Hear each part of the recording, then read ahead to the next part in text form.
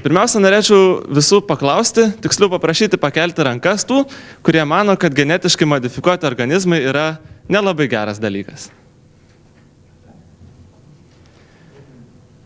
Kągi, matau, kad išsidalino maždaug per pusę ir dabar norėčiau jūsų paklausti taip retoriškai, ar namie naudojate rapsų aliejų, citrinų rūgštelę, o galbūt kažkas gydosi nuo diabeto, insulinų. Tai galiu pasakyti, kad visi šitie dalykai yra gaminami panaudojant genetiškai modifikuotus organizmus.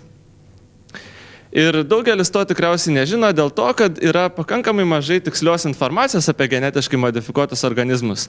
O didelė dalis informacijos siekia daugiau atbaidyti ir išgąsdinti besidominčius. Tai leiskite be jums jau žinomų blogų dalykų apie genetiškai modifikuotus organizmus papasakoti šitą apie juos gero. Tai maždaug prieš 200 metų žmonės su akmenim, pagaliais ir šakėm baidė garvežius, nes jų bijojo. Dabar labai panaši situacija yra su genetiškai modifikuotais organizmais.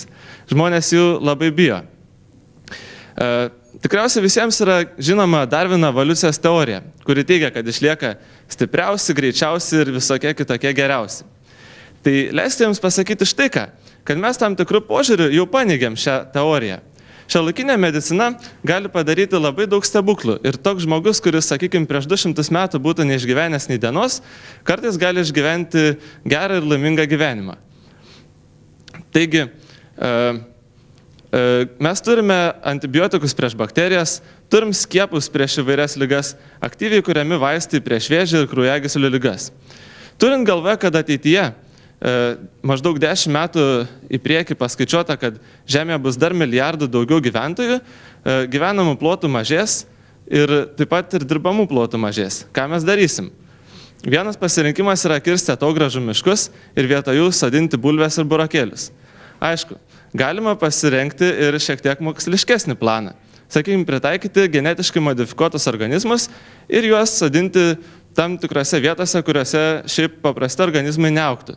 Sakykime, už poliaračio arba Saharos dykumoje. Arba galima taip pat auginti tokius organizmus, kurie duotų didesnį derlių arba būtų atsparesni kenkėjams. Ir tai yra tik vienas iš kelių pritaikymo būdų genetiškai modifikuotiems organizmams. Taigi tikiuosi jūsų dominu šiek tiek labiau pasidomėti šią aktualią temą ir pasidomėti ne tik tokiuose bulvarinėse temose, bulvarinėse aspektuose, bet ir tam tikrose moksliškesnėse aspektuose. Dėkui.